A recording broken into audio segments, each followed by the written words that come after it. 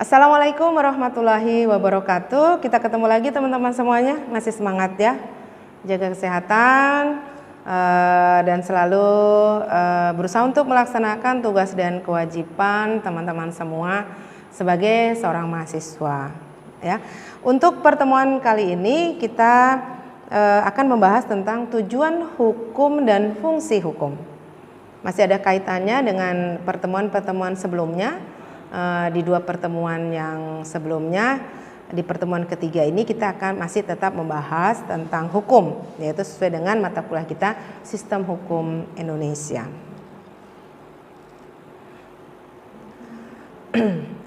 Ada beberapa para ahli ya yang mengatakan yang menyampaikan tujuan hukum. Yang menurut para ahli di sini adalah yang pertama adalah Aristoteles.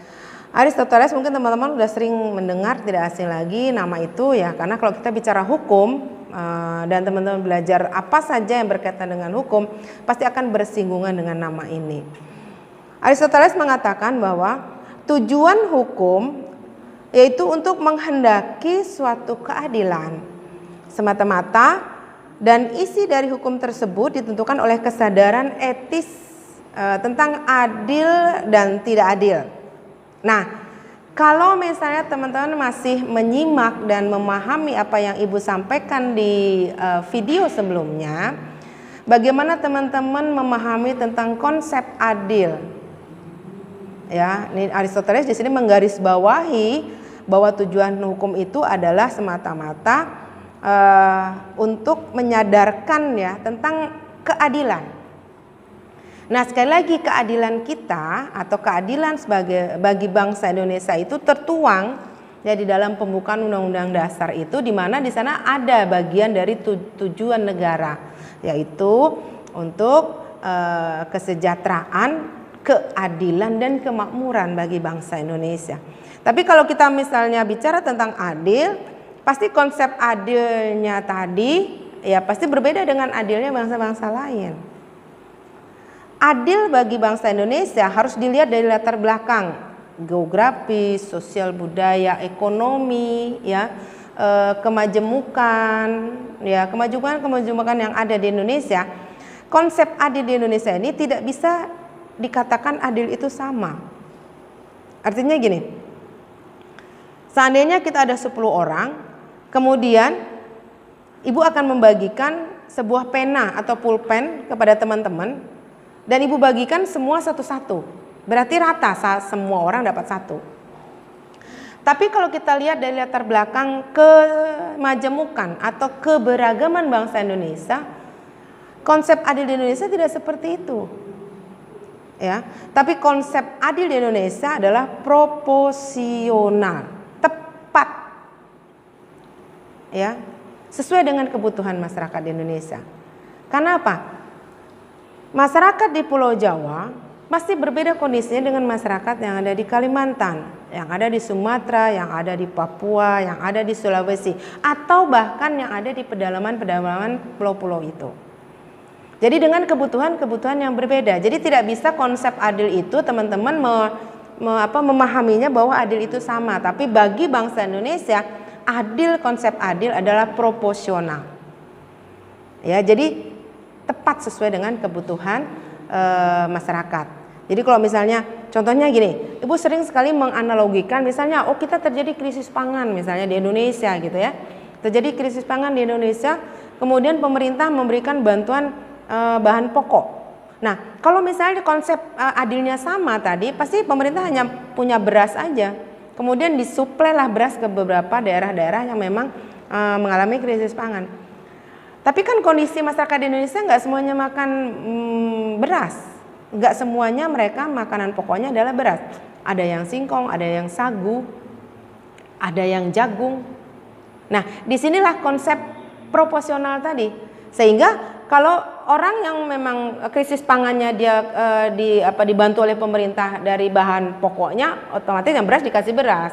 Yang jagung dikasih jagung, yang singkong dikasih singkong. Itulah maksudnya makna adil dalam tujuan negara Indonesia adalah proporsional. Kemudian Aristoteles membedakan dua macam keadilan tersebut dalam tulisannya Retorika, yaitu keadilan distributif dan keadilan kumulatif.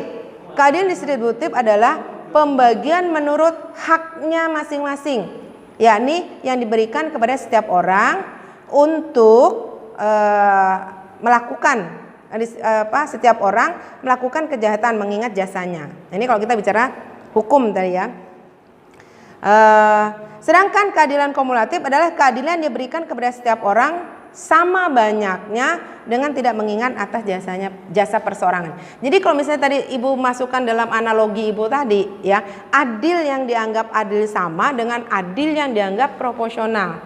Jadi kalau di sini adil yang dianggap sama itu adalah bersifat distributif, ya, distributif di sini adalah pembagian menurut haknya masing-masing yang diberikan kepada setiap orang. Kemudian kalau misalnya kita bicara yang proporsional itu adalah lebih ke kumulatif. Jadi dia tidak melihat jadi mereka tidak melihat jasanya, tapi lebih melihat kepada kebutuhannya. Yang selanjutnya adalah menurut Undang-Undang 1945, tujuan hukum adalah untuk membentuk suatu pembentukan negara Indonesia yang melindungi segenap bangsa Indonesia, seluruh tumpah darah Indonesia, dan untuk memajukan kesejahteraan umum, mencerdaskan kehidupan bangsa, serta ikut melaksanakan ketertiban dunia yang berdasarkan kemerdekaan, perdamaian abadi, dan keadilan sosial. Nah, ini tujuan hukum menurut undang-undang. Ada di dalam pembukaan Undang-Undang Dasar 1945. Ya, kalau tadi menurut Aristoteles ya dibagi menjadi dua, kumulatif dan distributif. Kemudian menurut undang-undang ini lebih kepada bagaimana negara dapat melindungi, mencerdaskan, memajukan kesejahteraan umum, kemudian melaksanakan ketertiban dunia yang berdasarkan tadi kemerdekaan, perdamaian dan abadi dan keadilan sosial. Secara umum, tujuan hukum adalah yang paling utama adalah untuk mengatur atau mengontrol tindakan atau perilaku sikap yang timbul dikarenakan oleh adanya kehidupan di masyarakat. Sekarang teman-teman bayangin ya, kalau misalnya dalam satu masyarakat terdiri di kumpulan-kumpulan manusia dalam jumlah yang besar, kemudian di sana tidak ada aturan atau tidak ada nilai-nilai yang disepakati bersama, kemudian dijadikan pedoman bagi masyarakat untuk mengatur dalam kehidupan sehari-hari. Coba bayangkan, mungkin di sana akan muncul hukum rimba. Siapa yang kuat dia yang berkuasa, siapa yang tinggi dia yang berkuasa, mungkin siapa yang ganteng dia akan yang berkuasa, akan muncul seperti itu. Tapi dengan adanya hukum, ya itu tidak akan seperti itu, karena hukum apalagi di Indonesia, negara kita adalah negara hukum. Jadi semua sama di mata hukum. Artinya hukum tidak memandang klasifikasi dari sisi ekonomi, sosial, budaya, suku, ras, agama. Selagi mereka adalah sebagai warga negara Indonesia, kedudukannya sama di mata hukum. Ya. Kemudian selanjutnya ada teori yang menjadi landasan tujuan hukum. Yang pertama adalah teori etis. Ya. Teori ini menjadikan etika sebagai pondasi dasar, di mana isi komponen dalam suatu hukum ditentukan sikap kepercayaan etis mengenai definisi adil atau tidak. Dalam teori etis, tujuan dari hukum ini adalah hanya untuk menegakkan keadilan dan kemudian menyerahkannya kepada individu atau kelompok yang memiliki hak atas keadilan tersebut. Jadi kalau kita bicara teori etisnya, tadi kan ada kumulatif dan distributif ya, kalau menurut Aristoteles. Tapi kemudian secara teori ini ada dijabarkan lagi, ada teori etis dan ada teori utilitis. Jadi kalau teori etis itu hanya hukum itu hanya untuk melindungi masyarakat supaya masyarakat itu diperlakukan adil dari segi apapun ya. Kemudian yang kedua adalah teori utilitis. Pada teori ini tujuan hukum ada yang paling utama adalah bermanfaat bagi banyak orang.